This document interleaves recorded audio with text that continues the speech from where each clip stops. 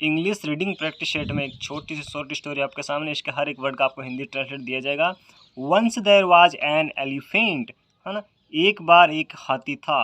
Once there, एक बार, was an elephant, एक हाथी था। एन क्यों है आपको पता है? एन इंडेफिनेट आर्टिकल है, जिसमें इंडेफिनेट आर्टिकल में ए और एन आते हैं, डेफिनेट में दे आर्टिकल आता है, ठीक है। अगर आपके सामने वोवल, जो वोवल साउंड है, अगर वोवल साउंड का नाउन है तो एन आएगा, अगर कॉन्सोनेंट साउंड का अगर वोवल है तो यहाँ पर ए का यूज होता है। ही यूज्ड टू गो, वह जाया करता था। ही यूज्ड टू गो, वह जाया करता था। टू द रिवर, है ना, नदी पर। टू ड्रिंक यानी पीने, वाटर पानी पीने, वे नदी पर जाया करता था।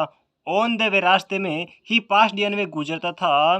बाय ए टेलर्स शॉप, एक दर्जी की दुकान से वे गुजरता था, ठीक है ना। The tailor used to, tailor used to give, है ना, जो दर्जी है उसे दिया करता था। हिम यानी उसे, ए लॉफ ऑफ ब्रेड यानी एक रोटी दिया करता था। डेली यानी प्रतिदिन एक रोटी दिया करता था। वन डे, एक दिन। The tailor was not at the shop, one day एक दिन, जो दर्जी वाज नॉट या नहीं था, एट द शॉप या दुकान पर एक दर्जी और दर्जी नहीं था। हिज सन, उसका पुत्र, was sitting at the shop, his son यानी दर्जी का पुत्र था, वाज सिटिंग यानी बैठा हुआ था, एट द शॉप यानी दुकान पर बैठा हुआ था।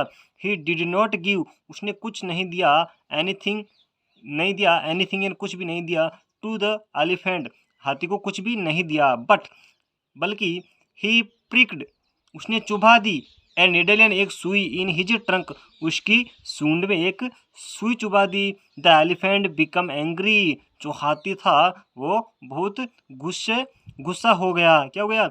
वह क्रोधित हो गया। ही वेंट यानी वह गया, टू द रिवर या नदी को, नदी के पास, बैंक, रिवर बैंक या नदी के किनारे गया, है ना। रिवर बैंक यानी क्या होता है? नदी के किनारे, ठीक है, बैंक यानी किनारा होता है। ही फिल्ड, उसने भरा, डर्टी वाटर यानी गंदा पानी भरा, इन हिज ट्रंक, अपनी जो सूंड थी उसमें एक, मतलब गंदा पानी भर लिया। ही कैम, और आया, टू द टेलर शॉप, और जो दर्जी की दुकान है उसके पास आया। ही स्प्रेड यानी उसने छिड़क दिया, डर्टी वाटर यानी गंदा पानी, इनटू द शॉप यानी कि पूरी दुकान में गंदा पानी छिड़क दिया। ही स्पॉइल्ड यानी उसने बिगाड़ दिया, ऑल द क्लॉथ्स, क्या होता है? उसने सारे कपड़े खराब कर दिए या फिर बिगाड़ दिए या फिर गंदे कर दिए। मोरल क्या है? मोरल तो ये है कि टिट फॉर टेट, है ना, कि जैसे को तैसा, आप जैसा करोगे वैसा ही आप पाओगे। Thank you for watching.